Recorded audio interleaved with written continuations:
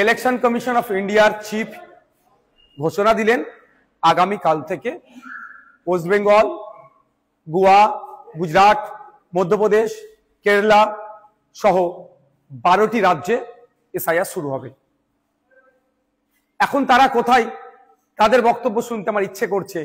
যারা বলেছিল পশ্চিমবাংলায় এসআইআর হতে দেব না, করতে দেব না, তাদের অবস্থান কি? আটকাতে পেরেছে? আমি ডে 1 থেকে বলে আসছিলাম, যখন এসআইআর নিয়ে চর্চা হচ্ছিল, যে এসআইআর নিয়ে আপনারা আতঙ্কিত হবেন না। আজকেও বলছি, এসআইআর নিয়ে আতঙ্কিত হবেন না। আপনাদের ডকুমেন্টস আপনারা রেডি করুন। ইলেকশন কমিশন অফ ইন্ডিয়া তার ওয়েস্ট বেঙ্গল সাইড থেকে, ওয়েস্ট বেঙ্গল স্টেটের সিওর মাধ্যমে যে এসআইআর করাচ্ছে, কোনো বৈধ ভোটারের নাম বাদ পড়বে না। আমরা আশা করব প্রত্যেকটা নাগরিক যারা আছেন ভোটদানে, যারা 18 বছর ঊর্ধ্বে পূর্ণ স্বাধীনতা আছে সংবিধান প্রদত্ত, সেটা বহাল থাকবে।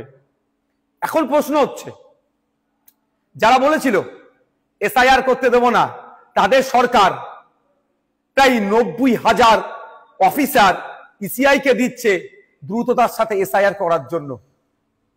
এখন অফিসারগুলো এসআইআর করতে যাবে, বুথ ধরে যাবে।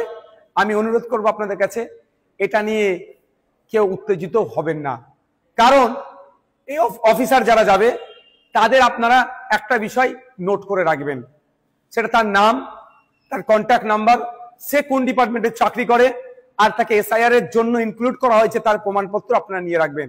যদি অফিসার কোনো বৈধ ভোটারকে ডি ভোটার, ডাউটফুল ভোটার, অবৈধ ঘোষণা করে, তার বিরুদ্ধে আইনত লড়াইয়ের একটা জায়গা থাকবে। এই লোকটি কে ছিল, 1 নম্বর কথা।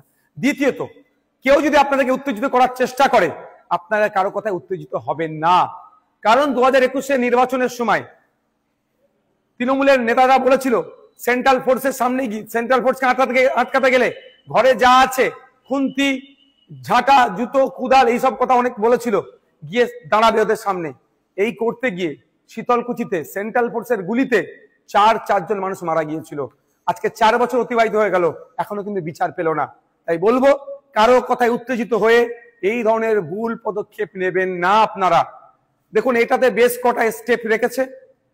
প্রায় 1 মাস বুথ লেভেল অফিসারদের কাজ হবে বাড়ি বাড়ি গিয়ে এইগুলো সার্ভে করা, এই নির্দিষ্ট প্রক্রিয়া সম্পূর্ণ করা।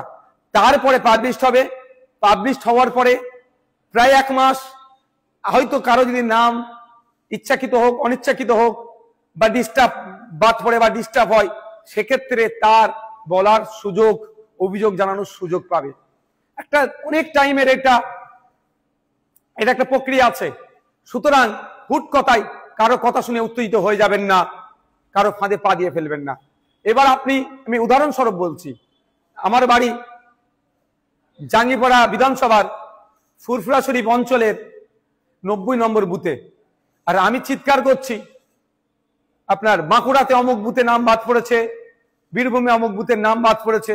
তার আগে আমার প্রথম কাজ হবে আমার বুথটাতে সকল ভোটারদের নাম ঠিক আছে কি না নাই, সেটাও তাহলে আমি একটু দেখে নেওয়া। যেটা আমি সমালোচনা করছি, এটা নিয়ে সোচ্চার হচ্ছি, আমাদের বুথের রাম কাকা, রহিম চাচা, ফতেমা মা বা সীতা মায়ের নাম ঠিকঠাক আছে কি বৈধ ভোটারগুলোর, সেইগুলো একটু আমরা দেখে নেব। যখন বুথ হয়ে যাবে, অঞ্চল দেখব সবার ঠিক আছে নাকি। অঞ্চল হয়ে গেলে বিধানসভা, বিধানসভা হলে জেলা, জেলার পরে রাজ্য। সুতরাং আমার বলার এটাই বক্তব্য, কারো কথায় উত্তেজিত হবেন না। উত্তেজিত তারাই করতে চাইছে যারা রাজনৈতিক কারবারিরা। এই রাজনৈতিক কারবারিদের ফাঁদে পা দেবেন না। আর এসআইআর নিয়ে অযথা আতঙ্কিত হবেন না। আপনার কাছে যে ডকুমেন্টস আছে যথেষ্ট এসআইআর এ, অর্থাৎ নাম থাকার, অর্থাৎ বৈধ ভোটার হয়ে থাকার। তারপরেও বলে দিচ্ছি আপনাদের, আমরা ইন্ডিয়ান সেকুলার ফ্রন্টের পক্ষ থেকে হেল্প ডেস্ক আমরা করছি, যে এবং ভাঙনের জন্য স্পেশাল হেল্প ডেস্ক আমি করব। ওখানে যদি কারো কোনো রকম যোগাযোগ, কারো কোনো রকম কোয়ারিজ থাকে, আপনারা আমাদের সাথে যোগাযোগ করবেন। আমরা এক্সপার্টদের দিয়ে এই সমস্যার সমাধান করব।